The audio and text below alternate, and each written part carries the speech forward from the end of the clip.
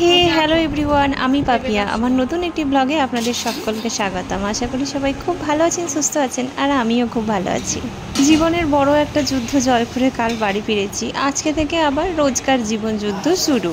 ঘোরা বেড়ানো তো অনেক হলো, এবার কাজ করতে হবে। আর আজকে একটা ব্রাইড রয়েছে। এখানে সকালবেলা পার্লারে গিয়েছিলাম আর মেকআপের সব কিছু গুছিয়ে নিয়ে আসার জন্য। আর রান্নাবান্না করতে একদম ভালো লাগছে না, মানে এতদিনে অভ্যাস তো চলে গেছে, তো সকালবেলা সময়ও পাইনি।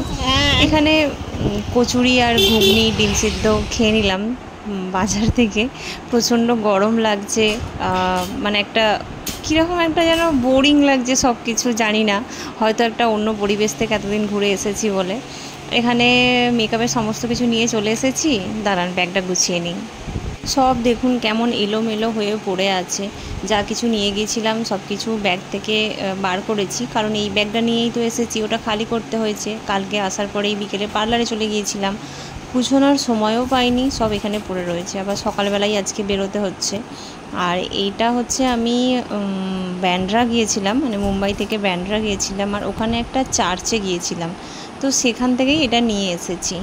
কোথায় যে লাগাবো বুঝতে পারছিলাম না, মানে আবার আলাদা করে একটা পেরেক পোতো, ও তো ঝামেলার কাজ। এখানে দেখলাম যে একটা রয়েছে হুক মতো লাগানো, তো মনে হলো যে এখানটাতেই তাহলে লাগিয়ে দিই। আর এটা মানে বাড়িতে ঢুকতে বেরোতে চোখেও পড়বে সবাইয়ের। সকাল 10টা মতো বাজে এখন বেরোচ্ছি, যেতে করতে 1 ঘন্টার একটু বেশি সময় লাগবে। আর যাবো হচ্ছে আমার বাপের বাড়ির ওখানে, মানে কাজটা আমার ওখানেই রয়েছে। একদিক দিয়ে ভালোই হলো বলুন, এতদিন বাড়িতে ছিলাম না, সবার সাথে দেখা হয়নি, আর এই সুযোগে সবার সাথে একবার দেখাও হয়ে যাবে। কিন্তু টুম্পার সাথে দেখা হবে না, কারণ ও শ্বশুর বাড়িতে আছে বলে নয়, ও এমনি বাড়িতে থাকলে তো চলে আসতো, কিন্তু এখন সৌরভ এসেছে আর ঘোরা বেড়ানোয় উনি ব্যস্ত এখন, তো বাড়িতে নেই, কল্যাণী গেছে, তো সেই জন্য ওর সাথে আর দেখা হবে না। মেজো বোন আসবে, ওকে ফোন করে, মানে কালকে আমি এয়ারপোর্ট থেকেই ওকে ফোন করে বলেছি তুই কিন্তু কালকে আসবি, তো ও বলছে যে হ্যাঁ তোর সাথে দেখা হয়নি, অনেক দিন দেখা হয়ে যাবে। তো চলুন তাহলে ব্যাগ ট্যাগ নিয়ে। আর একা যাচ্ছি না, কারণ অনেক দিন স্কুটি চালাইনি, তো মানে কীরকম একটা যেন ভরসা পাচ্ছি না, কারণ আমি এমনি ক্লান্তও আছি, এতদিনের জার্নি সত্যি আমার ভীষণ ক্লান্তি লাগছে, রেস্ট তো সেইভাবে হয়নি।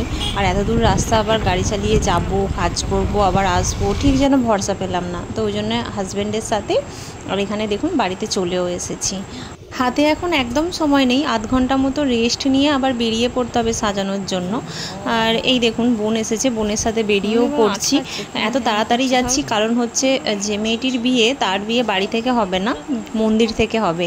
তো ওর ইচ্ছে ছিল আমার কাছে সাজবে, তো ওকে আমি তাড়াতাড়ি সাজিয়ে, মোটামুটি আমাকে বলেছে যে 3:30 থেকে 4টের মধ্যে ওকে রেডি করে দিতে হবে, তো সেই মতন এখান থেকে বেরোচ্ছি। 2-2.5 ঘন্টা তো লাগবেই, তো তাড়াতাড়ি সাজিয়ে এসে তারপরে খাওয়া দাওয়া করব, আবার বাড়ি ফিরেও যাব আজকে।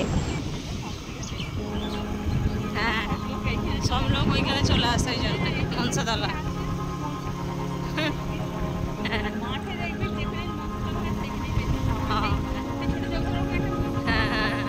সবাই বসে কেমন আছো? আমাদের বাড়ি থেকে বেশি দূর নয়, মিনিট 15 মতো লাগলো এখানে আসতে। আর এসে দেখছি কারেন্ট নেই, গরম, বিভৎস গরম। কি আর করব, একটা হাত পাখা নিয়ে বসে বসে হাওয়া খাচ্ছি। অনেকক্ষণ ওয়েট করলাম, প্রায় 1 ঘন্টার কাছাকাছি, যাতে কারেন্টটা আসে, কিন্তু কারেন্ট তো আসেনি। কি করব, এভাবেই আমাকে শুরু করতে হবে, নয়তো আমি ওকে টাইম মতো রেডি করতে পারবো না। আর আমার বোন হাত পাখা নিয়ে হাওয়া করতে করতে এখানে মেকআপ শুরু করে দিয়েছি। এত গরম, তার উপর আবার কারেন্ট নেই, তো এর মধ্যে আমাকে মেকআপ করতে হবে। চেষ্টা করেছি যতটা পারা যায় ওকে সিম্পলের উপর সুন্দরভাবে সাজাতে। নিজেকে সিম্পলের উপর এরকম সুন্দর দেখে ও তো ভীষণ খুশি হয়েছিল, আর ওদের বাড়ির সবাইও অনেকবার করে বলছিল যে কি সুন্দর লাগছে ওকে, কি সুন্দর সাজানোটা হয়েছে। প্রচণ্ড গরম আর প্রচণ্ড ঘামছিল ও, তো তার মধ্যেও মেকআপটা কিন্তু ঠিকঠাকই রয়েছে। তো কাজ তো হয়ে গেছে, এবার তাহলে চলুন বাড়ি যাই, খুব জোর খিদে পেয়েছে। এখানে আমাকে এরা যদিও অনেকবার করে বলেছিল খাওয়ার কথা, কিন্তু মা রান্না করেছে, আর অনেকদিন পর মায়ের কাছে এসেছি, মায়ের কাছেই ভাত খাবো। আর এখানে বোনও দুটো ভাত খেয়ে ও বাড়ি চলে যাচ্ছে, ওকে আমার হাজব্যান্ড দিয়ে আসবে, আর ওকে দিয়ে এলে তারপরে আবার আমরাও বেরিয়ে যাব। ঠাম্মা এখানে বসে রয়েছে। এখানে বিকালবেলা সবাই বসে থাকে, মা, কাকিমা, জেঠিমারা সব, আমরা বোনেরা সবাই যখন আসি সবাই। তো ঠাম্মার সাথে এখানে দেখা করে নিয়ে আমরাও বেরিয়ে পড়লাম। আবার যেতে হবে 1 ঘন্টার রাস্তা। এই হচ্ছে আমাদের স্কুল, যেখানে ছেলেবেলা কেটেছে।